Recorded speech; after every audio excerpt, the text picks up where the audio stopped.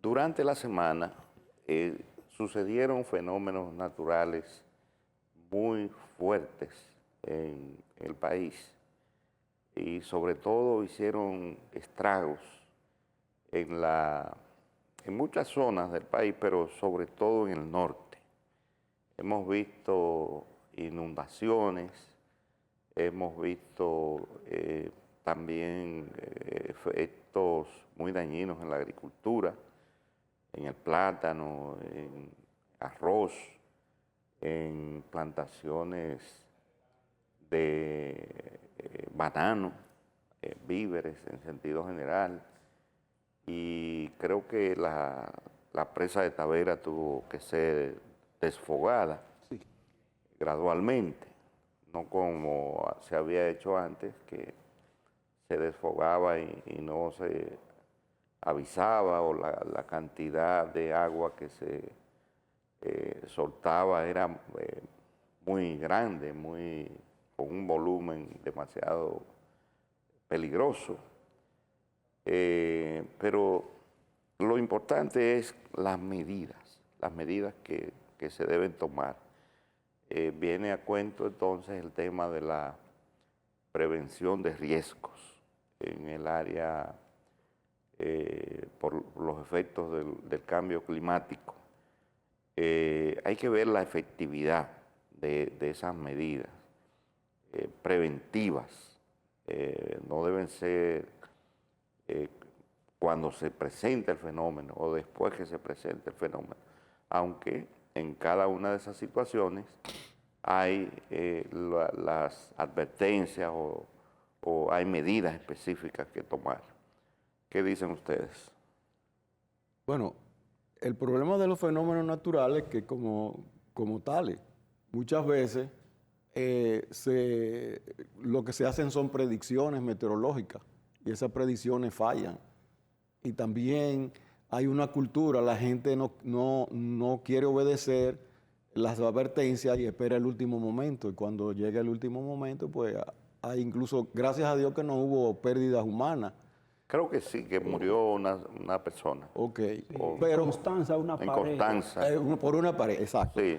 Pero por la magnitud de las lluvias y la cosa, una persona que muriera y en esas condiciones, siempre es lamentable una vida, pero quiero decir en ese sentido, porque lo de Constanza desbordó todo, o sea, no veo cómo se puede prever que... Y Constanza es el gran proveedor de vegetales. Exactamente. Del Fueron país. puntos muy neurálgicos en la agricultura. Por ejemplo, el caso de Constanza, el caso en la línea noroeste, con los plátanos, los bananos, el arroz en el nordeste, es decir, que fueron, por eso una principalía ahora mismo lo tiene el Ministerio de Agricultura, de cómo...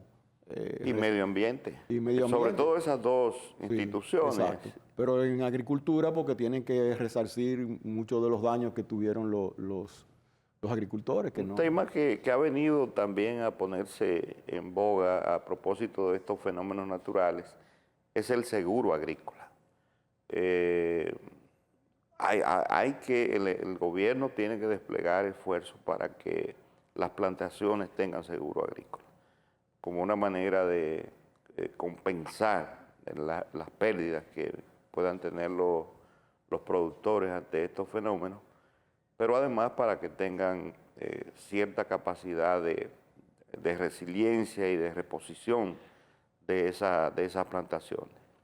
Mira, a propósito de los daños provocados por los ventarrones, por las aguadas, el gobierno en el fin de semana decretó el estado de emergencia en algunas comunidades agrícolas que han sido las mencionadas acá, Moca, La Vega y para allá, para la línea noroeste.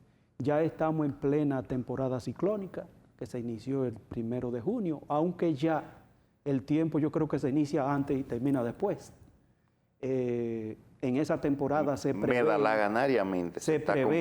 que alrededor de 15 fenómenos atmosféricos estarán azotando el Caribe.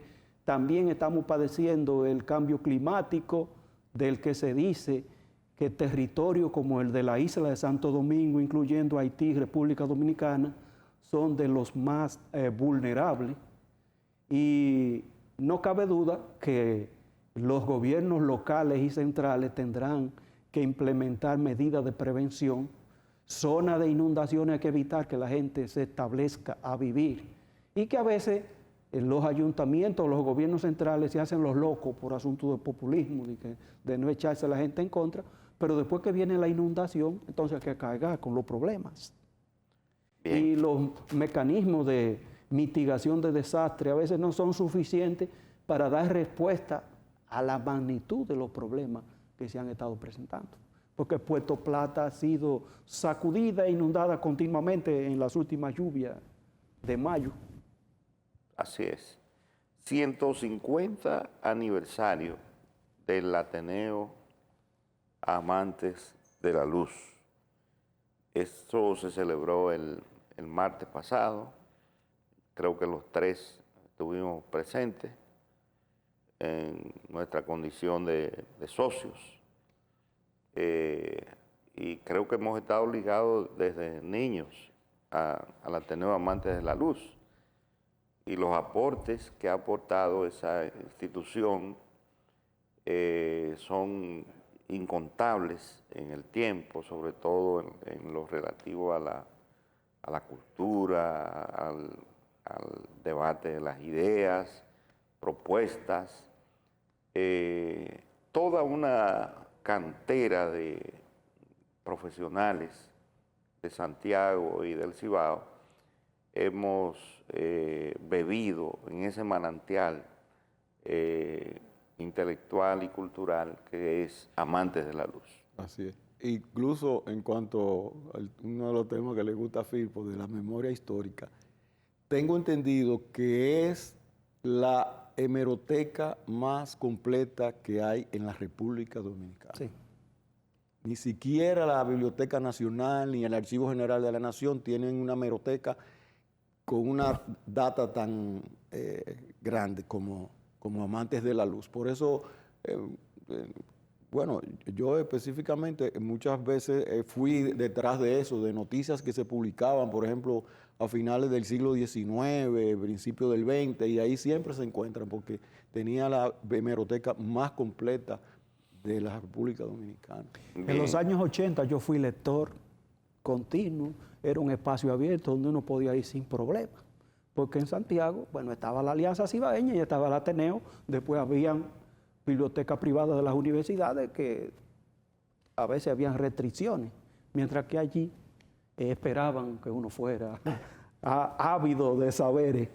Y sí, el Amante de la Luz, estos 150 años, ponen de manifiesto la preocupación que ha habido en la campiña cibaeña, en Santiago, por retener el acervo cultural que significa eso, lo que fue una sociedad literaria y que después en los días de Trujillo se convirtió en esa entidad que se llama Amantes de la Luz. Fue en los días de Trujillo que se asumió ese nombre.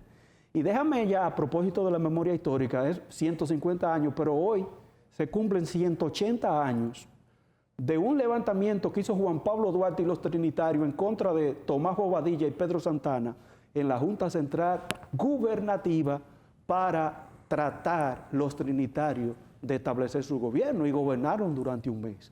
A Sánchez lo pusieron como presidente de la Junta, pero entonces el 12 de julio de 1844 Pedro Santana dio un contragolpe y declaró a los trinitarios traidores a la patria y lo desterró a perpetuidad. Bueno,